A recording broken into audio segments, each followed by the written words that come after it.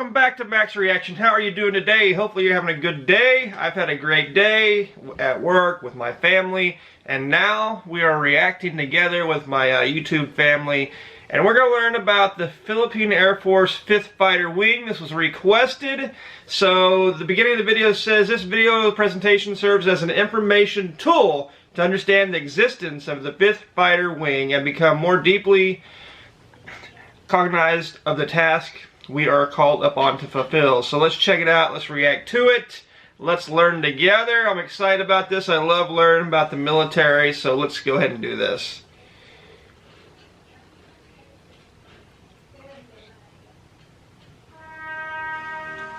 Fifth Wing traces its humble beginnings in 1947 with the U.S. government turnover Basa Air Base, then known as Florida Blanca Airfield, to the Philippine government. Cool. However, to know its existence is to learn the genesis of Basa Air Base. The beginning.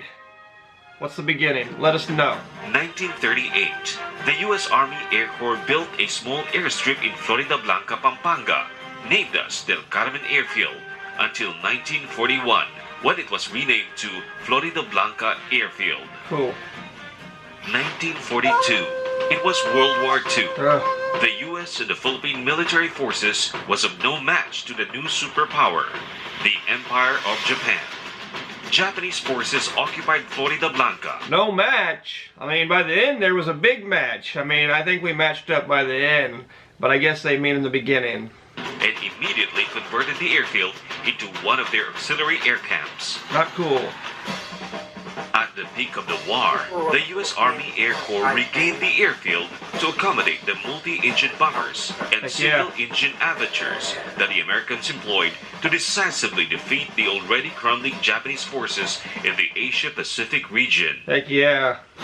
On August 22, 1947, the airfield was turned over to the Philippines with the initial complement of personnel coming from the 2nd Fighter Squadron and soon joined by their comrades. What a great day to gain an Air Force. You know, it's Philippines land anyway, so it's, in my opinion, it's, you know, it's the Philippines anyway, but officially on that day it becomes the Philippines, so cool. Later, Florida Blanca Airfield was rechristened to Basa Airfield to give honor to Lieutenant Cesar Fernando T. Basa, the first Filipino fighter pilot who gallantly fought and went down during a hellish dogfight against a superior Japanese Zero fighter. Well, that's awesome history that I didn't know, and maybe some of you didn't know. Now we know the first Philippine Air Force fighter. His name was Fernando Basa. That's awesome. I love learning little bits and pieces of history, and that's just something I didn't know. Now we do know. And in 1950, Basa Airfield was leveled up to Basa Air Base, for it is herefore known that best fighter pilots will be knighted. Awesome, awesome. Weeks passed, and the deactivation of the 1st and 2nd Fighter Squadrons took place. However, this gave birth to the 6th and 7th Fighter Squadron. October 24, 1947. The dust of war finally settled, and a composite group was organized. The designated commander was Major Benito Eguen. His mission, to coordinate the activities of the 2 fighter squadrons. This was then the founding of the 5th Fighter Group. Awesome. A year later, Important it job. was 1948. The 5th Fighter Group, together with other units, launched a simultaneous full-scale military offensive against the Hukbong-Bayan Laban sa Hapon or Hukbalahap insurgents in Central Luzon and the newly found Moro rebels formed by Haji Camlon in... So that's when the Moro rebels formed? I didn't know about this attack that the 5th Fighter Wing did. Let me know more about it if you know more information about this. Mindanao. Amidst the fury of the campaign against insurgency, 8th Fighter Squadron was organized in 1951, with vital roles in operational training and tactical readiness. Later, in September of 1952, the 5th Fighter Group was spawned, the structural seed of what eventually became one of the 4 major units of the Philippine Air Force, the 5th Fighter Wing. Woo! Very important people right here. One clear sunny day of 1955, Several T-33s, the first jet trainer aircraft, roared in the Philippine skies and touched down at the fighter base. 2 years later, the F-86F Savior jets that formed the backbone of the Philippine Air Force Air Defense finally arrived and elevated our status as one of Asia's top fighters. Oh, Before that decade that's ended, awesome. in 1959, the 5th Fighter Wing showed their mettle as they fielded the country's very first Filipino weapons team and won top awards during the Flying Brothers Fighter Weapons Meet in Clark, Pampanga. The top award. So these guys were serious. These guys were well trained. These guys were nothing to mess up with. You know what I'm saying? Just wow. Just amazing stats and amazing history. Soon, the United Nations acknowledged our fighters' competence when the Limbas Squadron joined the UN peacekeeping forces to the troubled country of Congo, Africa in 1963. This merited them the United Nations Service Medal for putting their lives on the line. This Once later again, followed naming the squadron as the 9th Tactical Fighter Squadron. so once again, Filipinos in another country putting their lives on the line for other people. And that's just a repeat history, repeat history, repeat history, repeat history.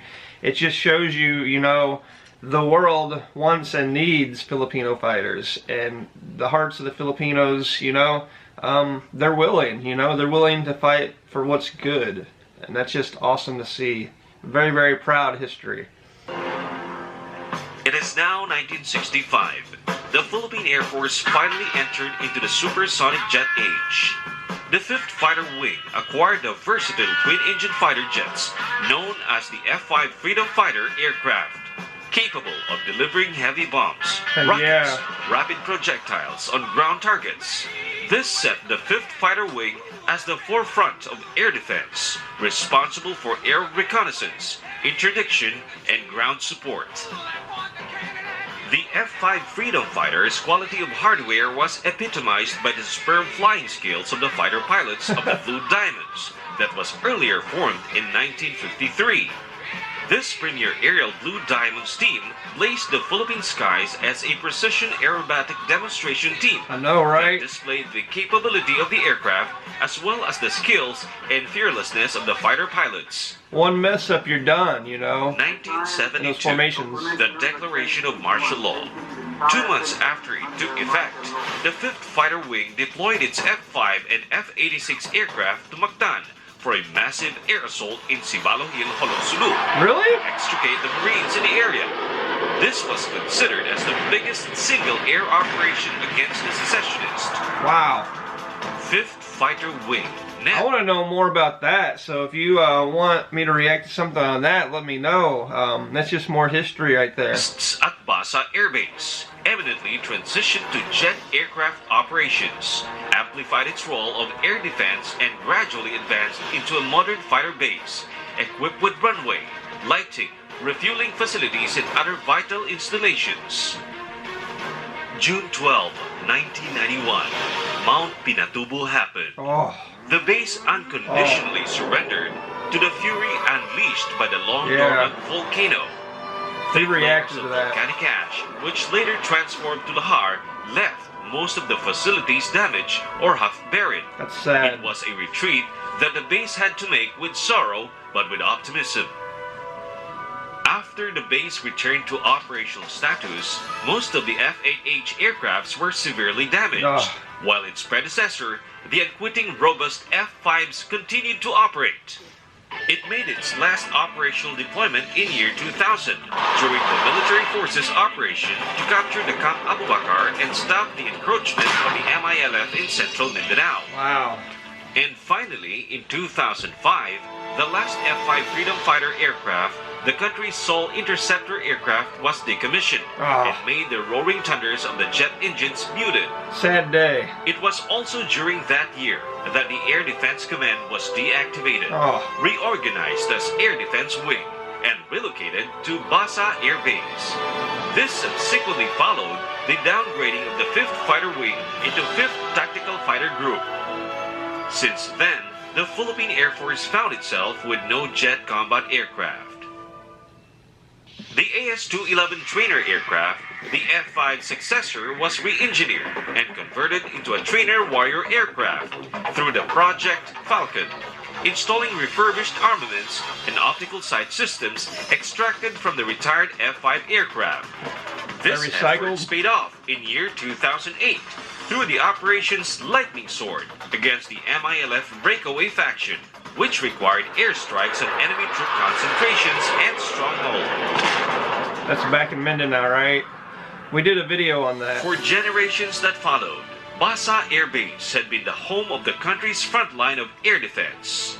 From the P-51 Mustangs, the T-33 T-Birds, F-86 Delta Saviors, wow, F-86F Saviors, the F-8 Crusaders, a lot of variety, the F-5 Freedom Fighters, and the AS-211 Trainer Warriors.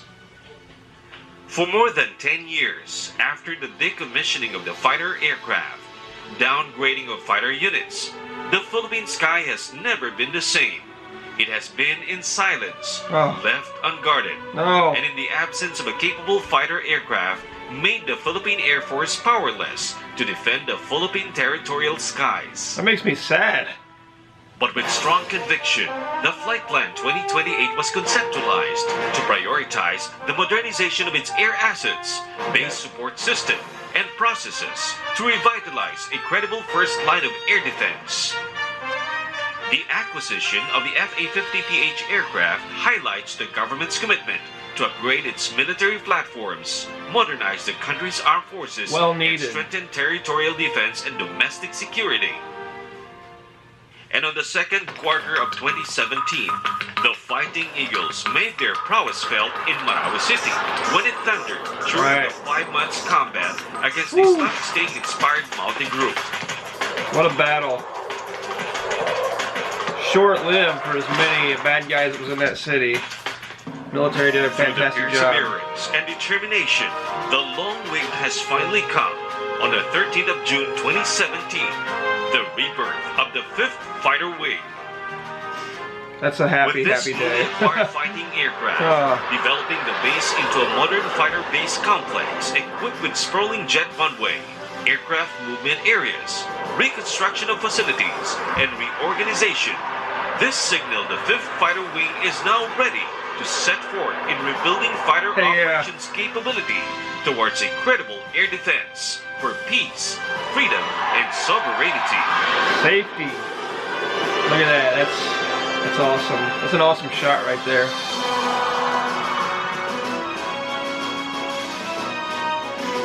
So that's the end of the video. That's just an amazing video. It just showed the history of the 5th Fighter Wing, how it came about, and how many missions it flew. Very, very important missions to keep, the Philippines safe. And I'm so happy that they've rebirthed it, and the military and the Air Force is getting a lot stronger because it's well needed. There's a lot of bad guys out there. They're always gonna be from different countries. Bad guys from within. It's just the fact of life, So a military, and especially a strong Air Force, is definitely needed. And with the abilities that we've seen that they used in Marawi and all the conflicts, I have every confidence that it'll just keep getting stronger and stronger and stronger. Of course, as long as people like Mr. Duterte support it, which he does, because he cares so much for the country. But those are just some of my thoughts, some of my reactions when I'm watching this. What's your thoughts? What's your reactions? Let me know. Comment down below. Let me know how you're feeling. Let me know whatever you want to let me know. And let me know what I should be reacting to next. But for now, I'll see you next time, hopefully. Peace, love, happiness. Spread it.